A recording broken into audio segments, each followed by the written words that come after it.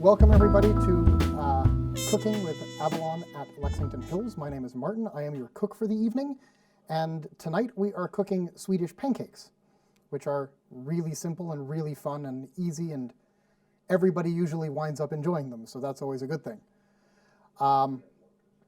We've got an audience here, so they may be asking questions as we go along, so if you hear me repeat a question, it's just because that way you guys know what the question is as well. For any of you that live in Lexington, specifically in Avalon, feel free to come on down and check out the shows. We'll advertise them locally in the community. And also, if you want to share one of your meals with us, come and take this spot here, because we've got plenty of open slots for people to come in and do that. So a little bit about pancakes in general, just because I should probably share some information with you. Pancakes actually date back to the 5th century BCE. There are references in Greek poetry to pancakes dating as far back as then. They became sort of more modernized in about the 15th century, with England actually pioneering the way, which for England is a bit unusual with food, but you know, it happens. Interestingly enough, the ingredients that the English used are the exact same ingredients that we're using tonight. So we have flour, we have milk, and we have eggs.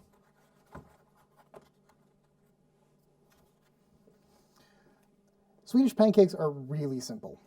But before I start that, I'm actually going to turn on the oven, or the stove, because otherwise this won't work. There we go. Really simple. Again, because they're Swedish, I'm going to throw you off a little bit, and I'm going to give you measurements that are metric, because that's how they were passed on to me by my mother. So the first ingredient I always put in is actually the flour, but first I'm going to open up the milk, because otherwise I will forget to do that, and that will look really stupid when I try to pour it.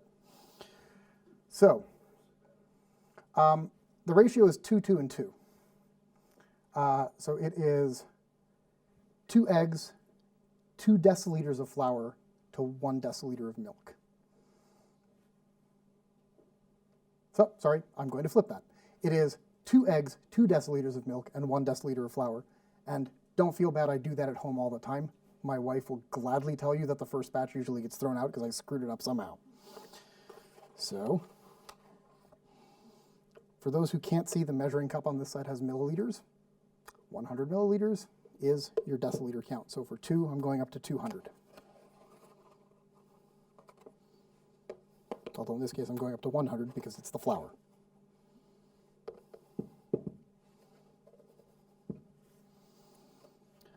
I like to get everything ready before I actually toss it in the mixing bowl. It's just easier that way. That way I'm sure I have everything correct and I'm not worried about actually missing an ingredient somewhere. So, flour it.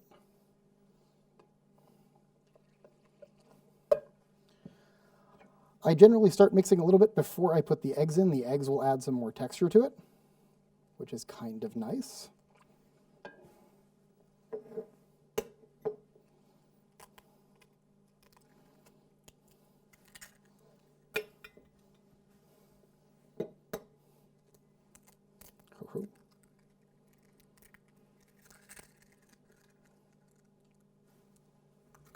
So after this, we just keep mixing the mixture. You want a nice, even mixture in the bowl. You want a little bit of flour to be left clumping, but you don't want a lot. So you want to try to get it as even as you can. It's going to take on a nice yellow texture, like this. So for those who can't see it, or for those who can see it, I guess, that's sort of the texture that you want right there. And then our stove is still warming up. So what I'm going to do is I'm actually going to make a triple size batch because it's easy, it's simple, it's fairly straightforward, and it just means we have spare pancakes.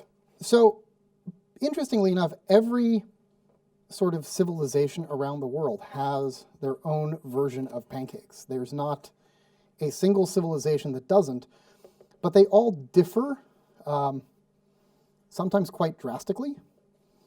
The one that I find the most interesting, surprisingly enough, is my my cousins to the south, the Danes, they have this wonderful thing called episkiver, which are made with the same basic ingredients, but they're made in a rounded form, so they're not actually flat pancakes.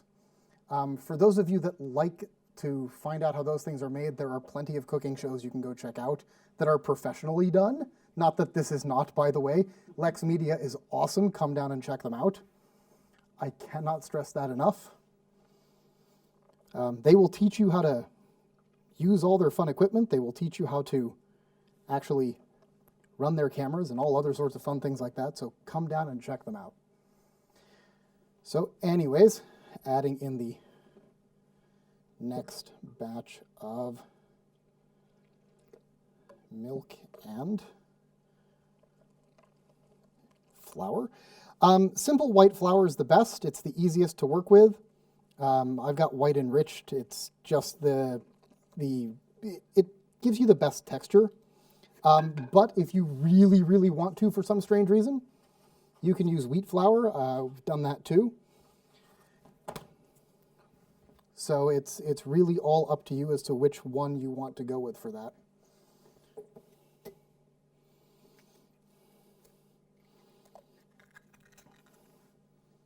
My wonderful, horrible cracking eggs here.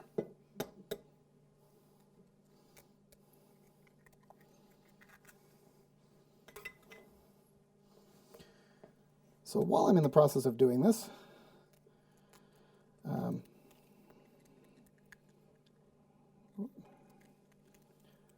always make certain that you don't get any eggshell in your actual mixture. That's never fun to wind up with. Although it does occasionally happen, you get a small piece that sneaks by you. All right.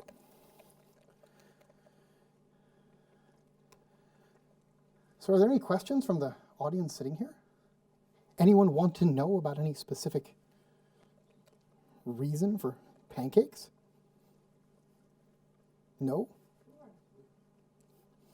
I happen to like pancakes. Again, they're an easy food to make. They work really well for pretty much any meal you want them to. They could be a breakfast meal. They could be a lunch. We occasionally do them for dinner in my family. So they are pretty much whatever you want to make them. All right, I'm going to let that sit for just a few moments. And then we are going to step over here and actually start to turn these things into something that looks like edible food. You could pour straight out of the mixing bowl. I usually find that that doesn't give me as much fine control as I want. It gives me too much batter. Too much batter is going to make a very thick pancake. A Swedish pancake is very similar to a crepe, except it's smaller. It's made in a different type of pan. So you're not going to get a really thick sort of American-style flapjack or the dollar pancakes. There's also a second Swedish pancake, which is called plätta, which is a smaller version of the bigger one.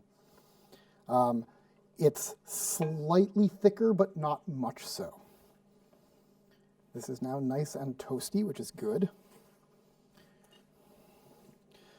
One of the best parts of cooking is, quite honestly, real ingredients.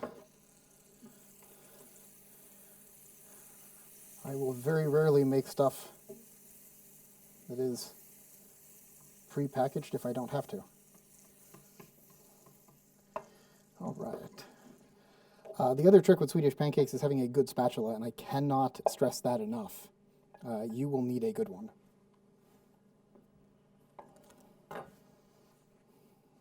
That. Voila.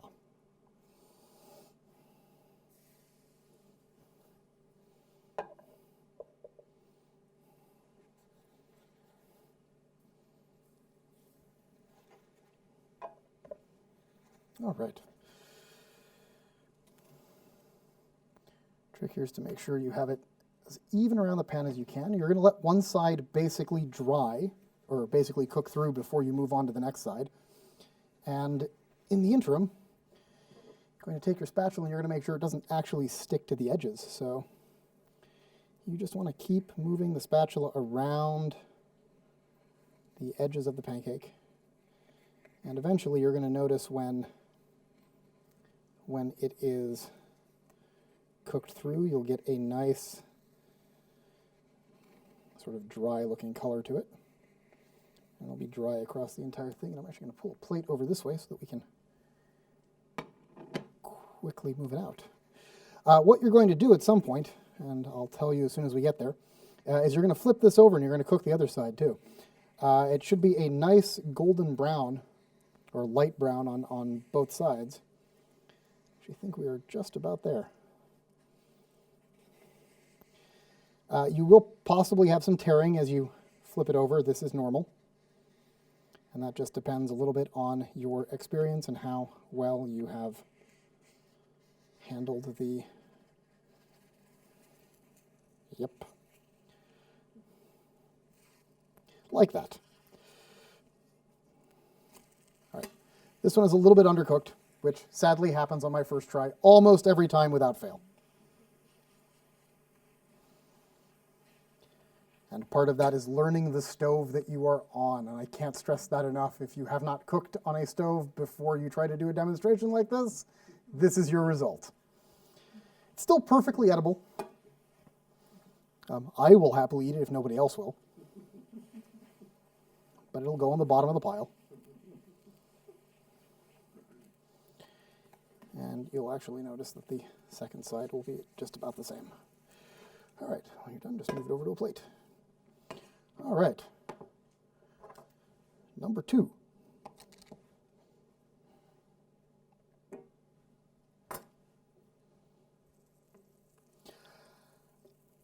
So even with a no-stick pan, I always put a dash of butter in the bottom. Part of the reason for that is because it makes it easier to manipulate it. It makes it easier to move it around. It means you don't have to worry about what happens if it decides to stick. It makes your life that much easier. And this time I think we may actually have enough in the first go. Yep. Perfect.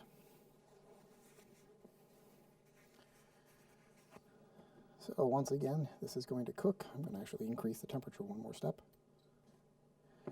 So again, you can see that the pancake batter is lightly moving across the top, which is what you want. Again, you want it cooked fully through to make sure that it's good. It'll come out a nice golden brown, so we're going to let this one sit for a little bit longer. But again, you want to make sure that the edges are not sticking and that you have a spatula that can get under them. So actually, speaking about the spatula, the one thing that you want to make certain is you have a very flexible spatula. A stiff spatula, the kind that you'd use for steak, is probably not the right kind because it won't let you get under the pancake. It does not matter what kind of flexible spatula you use one that you're comfortable with. My mother has one that she brought from Sweden and has had for, it's got to be 40 years now. And, you know, she makes awesome pancakes. All right. So once it starts moving with the spatula, you are probably at a point where you can flip this quite nicely. If you are a really talented chef, you might be able to flip this in the pan, but I am not. So I am going to flip it this way. And again, it's just a little bit less than what it should be. But we'll fix that on the other side. The other secret to doing this is actually, this is a pan with a very high edge. You want a pan that technically has an edge about half this height, but sometimes we have to work with what we have, and this is what we have today. There we go. A much more pancake-colored pancake.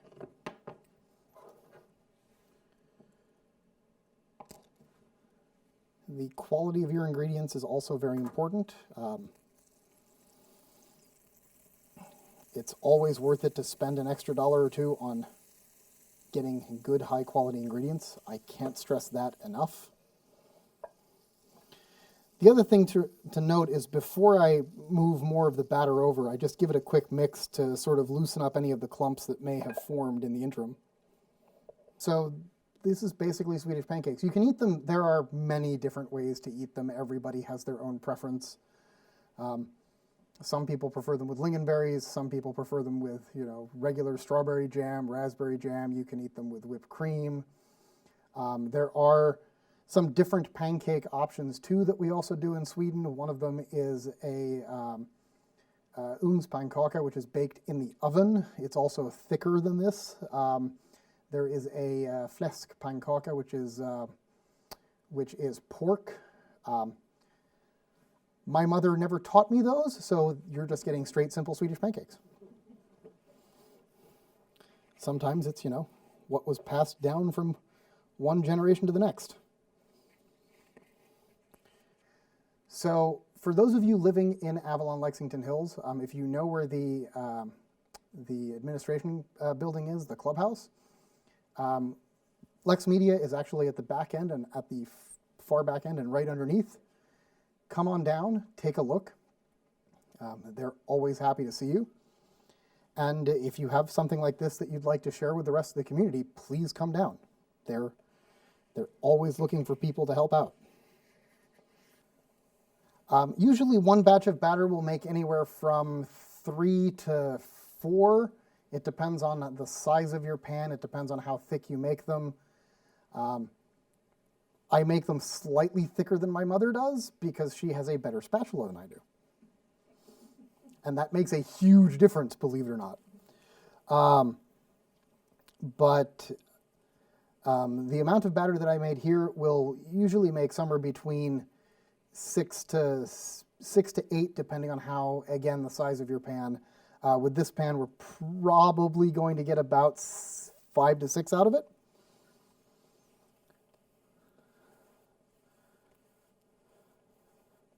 So the other benefit of coming down to this show is that, you get samples. So for those people in the audience who are just sitting here watching me cook, you are going to get food at the end of this. And how awesome is that? Not only do you get to come down and get food, but you get to watch it being prepared so you know exactly what went into your food.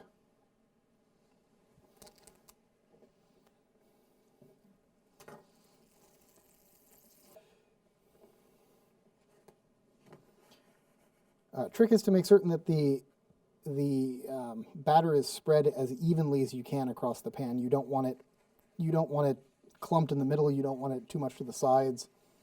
So making certain that you have sort of an even spread is also very important.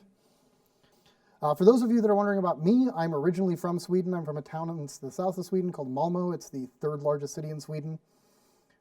We go back maybe once about every other year now to visit family. My family still has a summer home that we maintain there. For those of you wondering why I don't have an accent, I came here when I was 5. My parents still have an accent, which is great. Especially for those words that are spelled in certain ways in English. So 2 presidents ago, whenever my mother would talk about President Bush, you all know that he went to Yale down in Connecticut. That's not how my mother pronounces it because the Y in Swedish isn't pronounced that way. So her constant way of pronouncing that was, oh, George Bush went to jail. It's like, all right, that's great. Yep, perfect. Good with that. So it's just a quirk of language and a quirk of accents. This one actually may come out really nice golden brown on both sides. I'm trying to give you one that looks proper on both sides here. It's a little bit tricky. But, this is fun. I mean, I enjoy doing this. We do this at home at least once a month, maybe twice a month, depending on how I feel on a weekend usually. Usually do them for breakfast.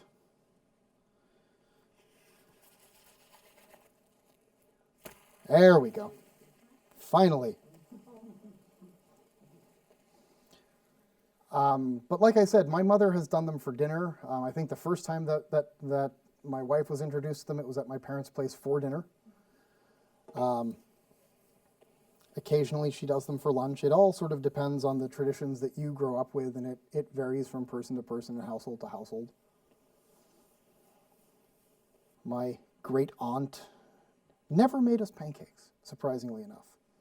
Many other things she made us, but never pancakes. She was the kind of person where you would show up to her house for lunch. You'd show up announced, which was always the dumbest move you could possibly make. And as a result of that, you wound up with a 5-course meal that she made herself.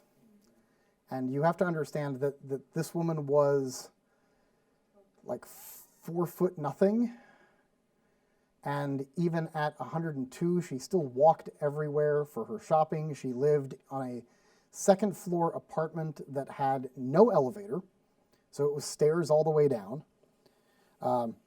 She walked to visit her son in the nursing home. So make of that what you will.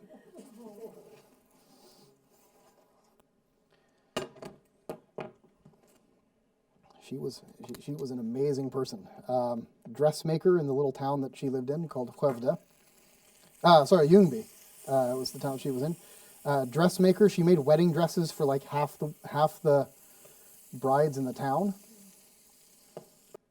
Any questions from anybody sitting here? I mean, I can keep talking sort of non sequitur. That's great. It's not cooking related, but what's the horse?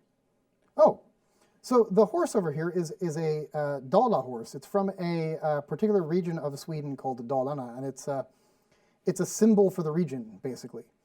It's a fascinating region in Swedish history, which I can go into ad nauseum if people really, really want. But I will say that probably the most fascinating part of the history of that area is that right around the time that modern Sweden was founded by the first king that we had, Gustav Vasa, he had been hiding from the Danes, and one of the areas he was hiding in was the Dalarna region of Sweden. And because they had hidden him, one of the traditions is that the people from Dalarna are the only people allowed to address the king of Sweden informally as you, as opposed to your highness. So, and that's just sort of one of those quirks of, being a country from the 1500s or 1300s that has different traditions than the U.S. As a matter of fact, we actually have I don't want to call him a historian because that's not correct. He was a TV presenter for a while that wrote a whole series of mystery books that all surrounded cooking and food. And there's always a recipe in the back of each of the books. And I'm blanking on the gentleman's name, unfortunately, but it will probably come to me at some point.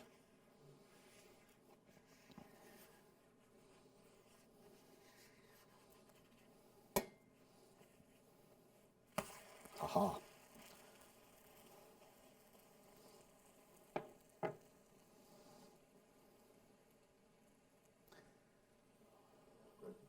Yes? I noticed that these Swedish pancakes look more like French crepes than like American Yes. flapjacks, I think we would call them over here. Does that have something to do with the ratio of ingredients? It's sort of thicker over in America than, say, in Sweden or in France? So the question is for since I have a microphone on, the question is that the Swedish pancakes are very similar to crepes, and they're thinner, and the question is if that has to do with the ratio of ingredients. So partially it's a ratio of the ingredients, and partially it's a ratio of just how much batter you pour into the pan. I could make these thicker. It would actually work quite well, and some of these are a little bit thicker than others. Like I said, my mother actually makes them thinner than I do. So it's more of a chef's choice in a sense as to how thick you want to make them. But you do have slightly different ingredients in the American pancakes. So, for example, there's the buttermilk pancakes, which uses a thicker milk. That will give you a thicker batter, and that does make a difference.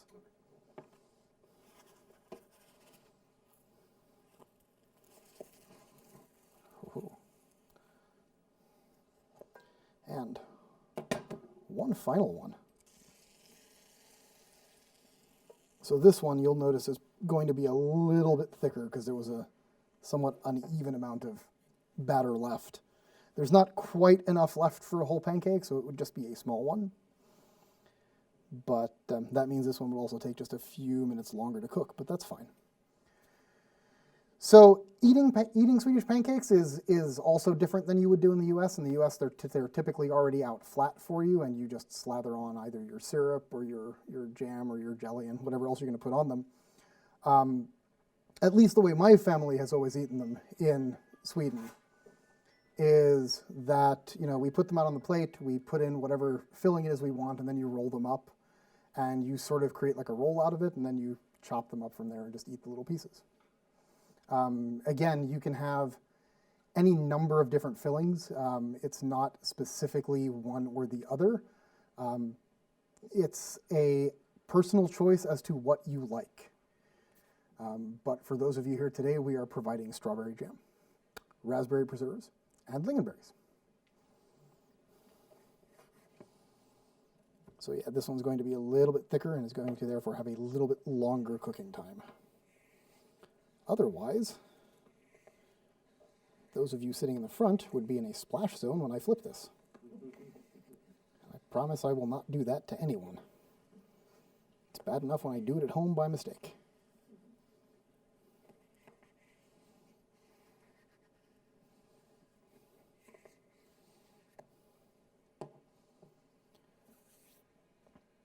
No, so Sweden's a wonderful country. I highly encourage people to visit if you haven't. It's easy to get to. There are direct flights from Boston. You can also go via Denmark if you want. It's an interesting little trip over on the bridge, or bridge-tunnel combo. And Copenhagen is a beautiful city as well. I have to actually admit I have worked for a Danish company before and spent a fair amount of time in Copenhagen. So I can highly recommend that as a destination spot as well. Stockholm is an amazing city. For anyone that has ever been there, it is a fascinating city to go and visit. There's a lot of fun things to see there. One of my own personal favorites is the ship, the Vasa, which is a ship that we actually... so she sank on her maiden voyage. There's no nice way to get around that.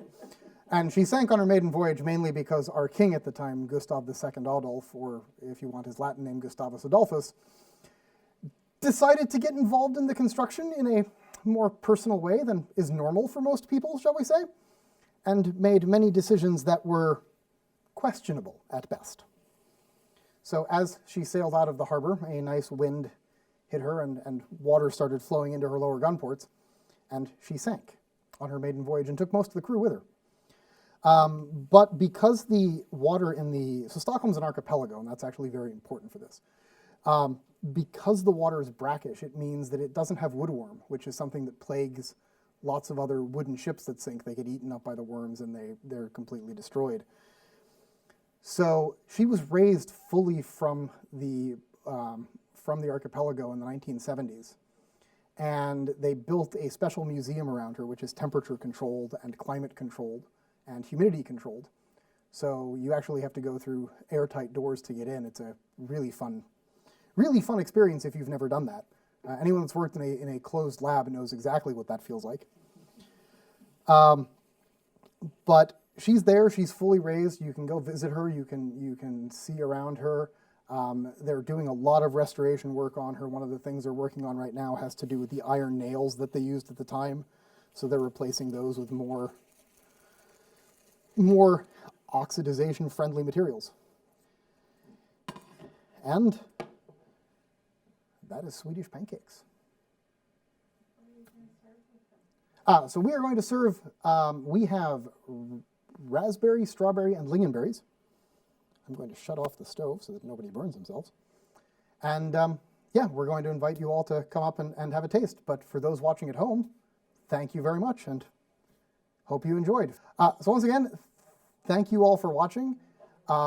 Feel free to come on down, check out LexMedia. It's on the back side of Avalon, Lexington Hills. My name is Martin Lessem. This has been Cooking with Avalon at Lexington Hills. We greatly encourage you to come down and try it out for yourselves. Feel free to come down and cook anything you want. Share it with the community. That's what we're here for, and thank you very much.